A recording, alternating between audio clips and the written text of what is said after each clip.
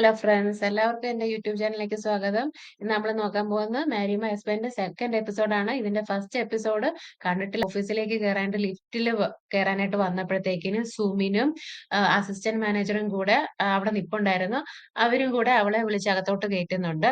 അങ്ങനെ ആ സമയത്തിന് കമ്പനിയുടെ മേധാവിയായ ജെയും കൂടെ അവരിലേക്ക് വന്ന് കയറുന്നുണ്ട്. ഈ സമയത്ത് അസിസ്റ്റന്റ് ആണെങ്കിൽ നമ്മുടെ ജീവനെ ഭയങ്കരമായിട്ട് അങ്ങ് അതിശയിപ്പിക്കുകയാണ്. നീ ചെയ്യുന്ന പ്രോജക്റ്റ് ഒന്നും കൊള്ളുന്നില്ല. നീ ഇന്നലെ കൊണ്ടുവന്ന പ്രോജക്റ്റ് ഭയങ്കര മൊക്കയായിരുന്നു എന്നൊക്കെ പറഞ്ഞിട്ട് അങ്ങ് അയാളങ്ങ് അതിശയിപ്പിക്കും. ഇത് കേട്ട് സഹിക്ക വയ്യാതെ ജയ ലിഫ്റ്റില് കൈകൊണ്ടടിക്കുന്നു. സോ ഇത് കണ്ടിട്ട് അവരെല്ലാം അങ്ങ് ഷോക്ക്ഡ് ആയിട്ട് നിൽക്കുന്നത്. ഇതെന്തൊരു മേലധികാരി ഒരു താഴെക്കിടയുള്ള ആളെ ഒരാള് അത് പറയുന്ന കേട്ടിട്ട് ഇരുന്നു. സോ അവരെല്ലാം ഇറങ്ങിപ്പോന്നു. ഈ സമയത്തിന് നമ്മുടെ ജിയൂണിനെ വിളിച്ചിട്ട് പുറത്തേക്ക് വന്നിട്ട് പറയുകയാണ്, നീ ഇതൊന്നും കേട്ട് വിഷമിക്കണ്ട. അയാൾക്ക് നിന്നെ ഇഷ്ടമല്ല അതുകൊണ്ടാണെന്നൊക്കെ പറയുന്നുണ്ട്. നീ ഇത് കാരണം ഒന്നും ഈ ഓഫീസിൽ നിന്ന് ജോലി രാജിവെക്ക് പോകണ്ട എന്ന് പറയുന്നു. സോ അപ്പൊ അവള് പറയുന്നുണ്ട്, ഇല്ല ഞാൻ എന്റെ ഇത് മാറ്റി. ഇന്നലെ നിങ്ങൾ എനിക്ക് തന്ന പൈസ നോട്ട് ശ്രദ്ധിച്ചോ? ഇതിലൊരു ഹാർട്ടിന്റെ സിമ്പൽ ഉണ്ട്.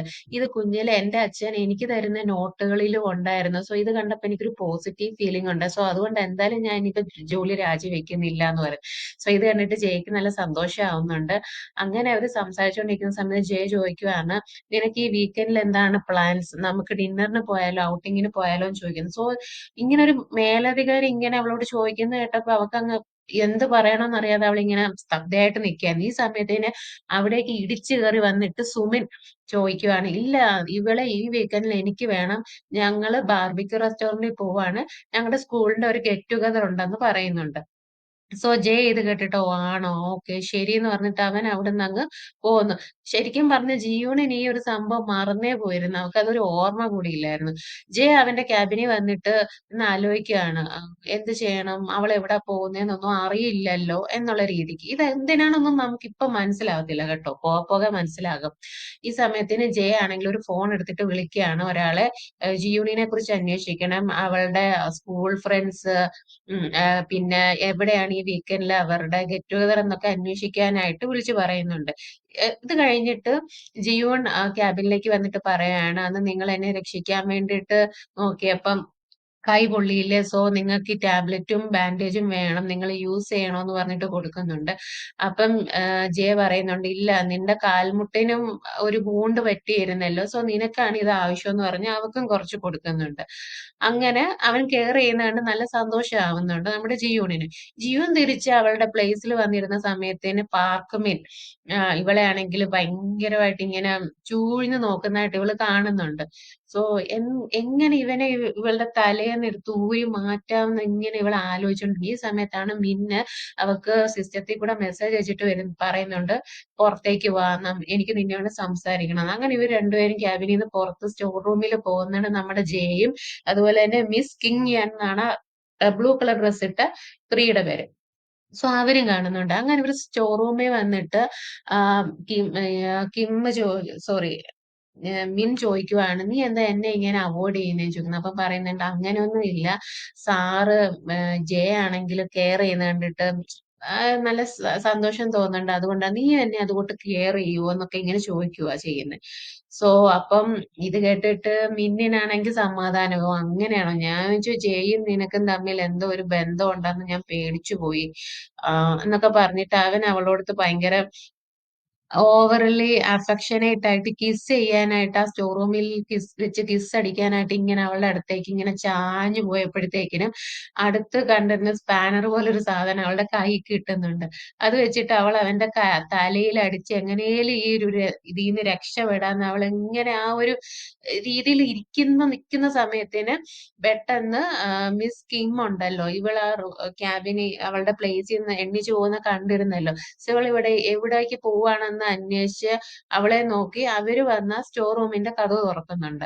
അങ്ങനെ കതക് തുറക്കുന്ന കണ്ടപ്പം മിന്നിന് എന്താണ് ഇവന് അവന്റെ കാര്യങ്ങളൊന്നും നടന്നില്ല. സോ പെട്ടെന്ന് വെപ്രാളത്തിൽ അവൻ എന്തോ ടിഷ്യൂ എടുക്കാൻ വന്നതാണെന്നുള്ള വ്യാജേന പെട്ടെന്ന് ആ ഡോറും തള്ളി മാറ്റി അവൻ ഇറങ്ങി പോകുന്നുണ്ട്.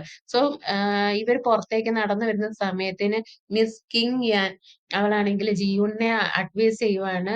നിന്റെ ദേഹം നിന്റെ മാത്രം സ്വന്തമാണ്. പണ്ട് കാലത്ത് എനിക്ക് പറ്റിയ പോലെ ഒരു തെറ്റൊന്നും നിനക്ക് പറ്റാൻ പാടില്ല. നിനക്ക് സ്വന്തമായിട്ടൊരു ജീവിതമുണ്ട്. നിന്റെ ശരികളാണ് നിന്റെ തീരുമാനങ്ങൾ എന്നൊക്കെ അഡ്വൈസ് കൊടുക്കുന്നുണ്ട്. അത് കഴിഞ്ഞിട്ട് അവൾ തിരിച്ച് പ്ലേസിൽ വന്നിരുന്നു കഴിഞ്ഞപ്പം ലഞ്ച് ടൈം ആയി. സുമിനും ആരാ മിന്നും കൂടെ ഇവളെ വിളിക്കുന്നുണ്ട് ഫുഡ് കഴിക്കാനായിട്ട്. ഇല്ല ഞാൻ കഴിക്കുന്നില്ല എന്നൊക്കെ പറയുന്നു. ശരി ഞങ്ങളും കഴിക്കുന്നില്ല. ഓ എങ്ങനെ പോയാലും ഈ മാരണങ്ങള് ഇവളെ കൊണ്ടേ പോത്തല്ലല്ലോ എന്ന് വിചാരിച്ച് അവൾ അവസാനം സമ്മതിക്കാം എന്നാ ബാ നമുക്ക് ഫുഡ് കഴിക്കാമെന്ന്.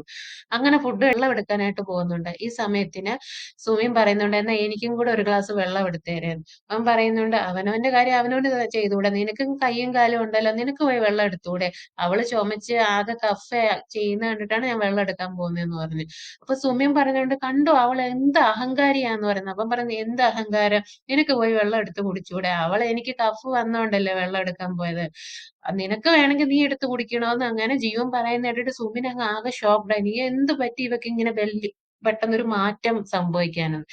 ഇത് കഴിഞ്ഞിട്ട് ഇവര് ലിഫ്റ്റിൽ കയറി പോകുന്ന സമയത്തിന് സുമിനും മിന്നും തമ്മിൽ ഒരു ഭയങ്കരമായിട്ടൊരു അറ്റാച്ച്മെന്റ് വരുന്നുണ്ട്. അപ്പം അവര് ലിഫ്റ്റിലെ ആൾക്കാരുടെ ആ ഒരു തിരക്കിനിടയിൽ അവർ ഭയങ്കര അറ്റാച്ച്ഡ് ആവുന്നുണ്ട്. മിൻ അവന്റെ ഇമോഷൻസിനെ ഒക്കെ അടക്കി നിർത്താൻ നോക്കുന്നുണ്ടെങ്കിലും സുമിനാണെങ്കിൽ അവന്റെ അടുത്തേക്ക് വന്ന് അവനെ അങ്ങ് ഒന്നും കൂടെ അങ്ങ് എന്താ പറയാ ഇതാക്കുവാണ് ചെയ്യുന്നത്. എന്താ പറയാ അവളിലേക്ക് അടുപ്പിക്കാൻ നോക്കുവാണ് ചെയ്യുന്നത്. സോ ഇതാണ് ഭാവിയിൽ നടക്കുന്നത്. അവള് എന്താണ് അവളുടെ ബെസ്റ്റ് ഫ്രണ്ടിനെ ചെന്ന് ചതിക്കുവാ ചെയ്യുന്നത്. ബെസ്റ്റ് ഫ്രണ്ടിന്റെ ബോയ് ഫ്രണ്ടിനെ സോറി എന്നൊക്കെ പറഞ്ഞിട്ട് അവൾ അവളെ തള്ളി മാറ്റിയിട്ട് ഓടിപ്പോകുന്നുണ്ട്. ദെൻ ഈ സമയത്തിന് അവര് മറ്റേ നമ്മുടെ യൂന പറയുന്നുണ്ട് അന്ന് ബാത്റൂമിൽ ഇരുന്നിട്ട് ഒരു പെൺകുട്ടിക്ക് നീ വരുന്നതിന് മുന്നേ ഒരു പെൺകുട്ടിയോട് ഞാൻ സഹായം ചോദിച്ചിരുന്നു. അത് വേറെ ആരുമല്ല സുമിനാണ്. സുമിനാണെങ്കിൽ എന്നെ സഹായിക്കാതെ അവൾ ഓടിപ്പോയി. അവൾ ഭയങ്കര സെൽഫിഷ് ആണ്. നീ അവളെ ഫ്രണ്ടായിട്ട് വെക്കരുത്. അവൾ കൊള്ളത്തില്ല. നീ അവളുടെ ഫ്രണ്ട്ഷിപ്പ് മാറ്റണമെന്നൊക്കെ നമ്മുടെ ജിയുനെ പറഞ്ഞ് അഡ്വൈസ് ചെയ്യുക ചെയ്യുന്നത്. പിന്നെ ഇവര് തമ്മിൽ ഭയങ്കരമായിട്ട് ഒരു ഫ്രണ്ട്ഷിപ്പ് ബോണ്ട് ഉണ്ടാവുന്നുണ്ട്. മാത്രമല്ല ഭയങ്കര ഫുഡിയുമാണ്. നമുക്ക് ഫുഡിനെ കുറിച്ചൊക്കെ ഒത്തിരി അറിയുകയും ചെയ്യും. സോ ഈ ഒരു ഫ്രണ്ട്ഷിപ്പ് നമ്മുടെ ജീവന് ഭയങ്കരമായിട്ട് ഇഷ്ടപ്പെടുന്നുണ്ട് കേട്ടോ. സോ അവള് അവളുടെ പണ്ട് നടന്നിരുന്ന കുറെ കാര്യങ്ങൾ അവൾക്ക് തിരുത്താനുണ്ട്. അവൾക്ക് അതാണ് അവളുടെ ലൈഫിലെ ഒരു മെയിൻ കാര്യം എന്നൊക്കെ പറഞ്ഞിട്ട് അവൾക്ക് ഷെയർ ചെയ്യുന്നുണ്ട്. അത് കഴിഞ്ഞിട്ട് പുറത്തു വരുന്ന സമയത്തിന് ജയയെ കാണുന്നുണ്ട്. ജയയോട് പറയുന്നുണ്ട് ഈ വീക്കെൻഡില് എനിക്ക് പരിപാടികളൊന്നും ഇല്ല. ഞാൻ ആ ബാർബിക്യൂ റെസ്റ്റോറന്റിൽ ഗെറ്റ് ടുഗദറിനൊന്നും പോകുന്നില്ല. നിങ്ങളുടെ കൂടെ ഞാൻ വന്നേക്കാം എന്ന് പറയുന്നുണ്ട്. മാത്രമല്ല അവരുടെ ഓഫീസിന്റെ ഒരു പണിയും കൂടെ ഉണ്ട്. ഒരു ഓഫീസിന്റെ ഒരു മീറ്റിംഗും കൂടെ ഉണ്ടെന്ന് പറയുന്നുണ്ട്.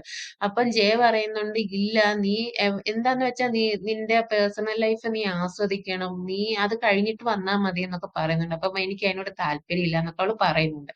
അത് കഴിഞ്ഞിട്ട് നമ്മുടെ മിസ് കിം പുറത്ത് വെച്ചിട്ട് ജിയോനെ പേഴ്സണലായിട്ട് കണ്ട് സംസാരിക്കുന്നുണ്ട്. ഈ മാനേജർ എന്നെ ഇതിന്റെ തലപ്പത്തെ ഹെഡ് ആക്കിയെന്ന് പറഞ്ഞാൽ നിന്നോടുള്ള ഒരു വിദ്വേഷം ഉള്ളത് കൊണ്ടാണ്. പക്ഷെ നീ തന്നെയാണ് ഈ പ്രോജക്ട് മീൽ കിറ്റിന്റെ പ്രോജക്ട് ചെയ്യാൻ ഏറ്റവും ആപ്റ്റ് ആയിട്ടുള്ള ഒരു വ്യക്തി. അപ്പൊ നീ തന്നെ ഇത് ചെയ്യണം.